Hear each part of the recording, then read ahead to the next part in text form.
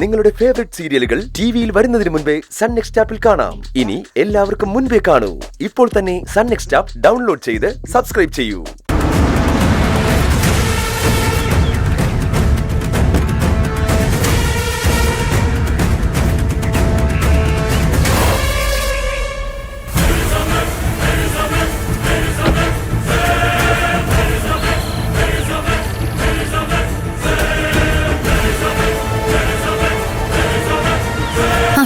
വക്കീലെത്തിയോ? വന്നട്ടെ.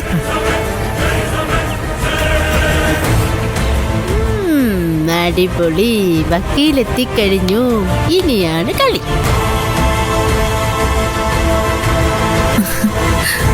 വക്കീലിന് മനസ്സിലായി കാണുമല്ലോ, ഇതെന്റെ ഹസ്ബൻഡ് SP ഉമാദത്തൻ. അറിയാം. ഇതിന്റെ വക്കീല്.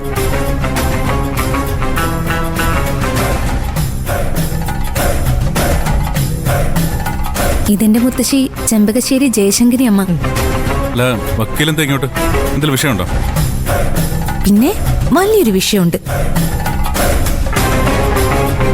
നമ്മുടെ കുഞ്ഞിന്റെ കേസ്. അതത്തേട്ടാ, കുഞ്ഞിന്റെ കേസോ?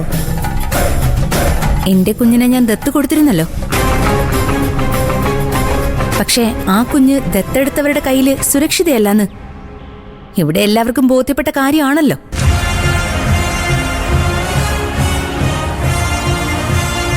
അപ്പൊ പിന്നെ ആ വിഷയത്തില് നിയമപരമായി തന്നെ നീങ്ങാൻ ഞാൻ തീരുമാനിച്ചു.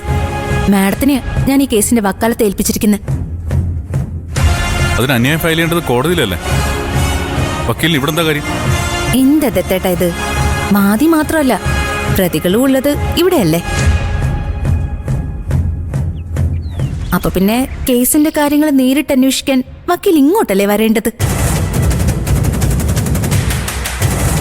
ഉത്തരവാദിത്തപ്പെട്ട ഒരു IPS ഓഫീസർ ഇങ്ങനെ ഒന്നും അറിയാത്തതുപോലെ സംസാരിക്കുന്നത് കഷ്ടമാണ് കേട്ടോ ദത്തേട്ടാ. മാഡം വരും.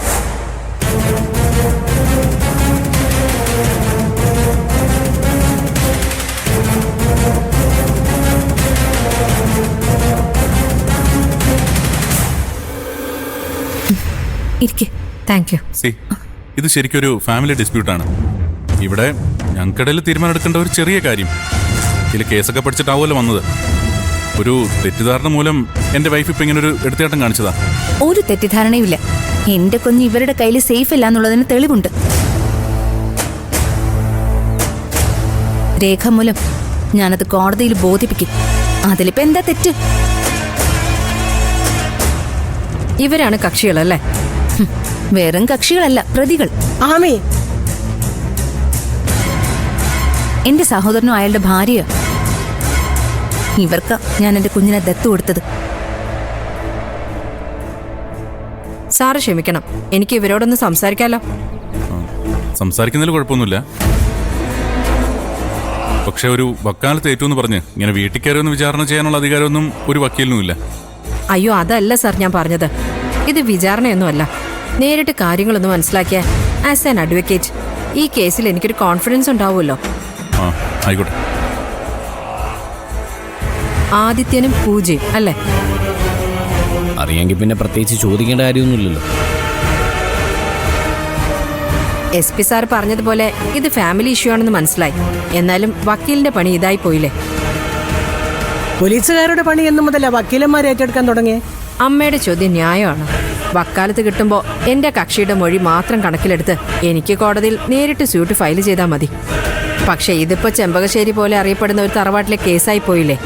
പ്രത്യേകിച്ചും ഒരു ഉന്നത പോലീസ് ഉദ്യോഗസ്ഥൻ താമസിക്കുന്ന തറവാട്. അപ്പൊ പിന്നെ അങ്ങനെ കണ്ണടച്ചൊരു കേസ് ഫ്രെയിം ചെയ്യാൻ പറ്റില്ലല്ലോ.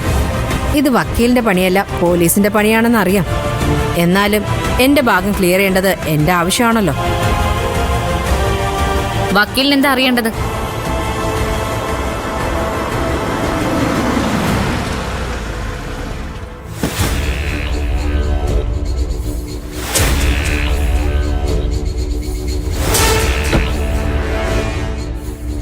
ഈ അഡോപ്ഷനായി ബന്ധപ്പെട്ട് എല്ലാ കാര്യങ്ങളും എനിക്കറിയണം. അത് ഇവര് തന്നെ പറയണമെന്ന് നിർബന്ധമൊന്നുമില്ലല്ലോ.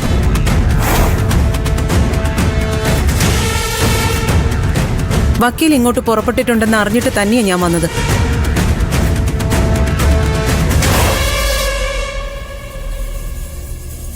ലോകത്തെങ്ങും കേട്ടുകേൾവിയില്ലാത്ത കാര്യമാണല്ലോ ഇവിടെ നടക്കുന്നത്. എന്റെ കുഞ്ഞുങ്ങളെ എന്തർത്ഥത്തിലാ നിങ്ങൾ ചോദ്യം ചെയ്യുന്നത്?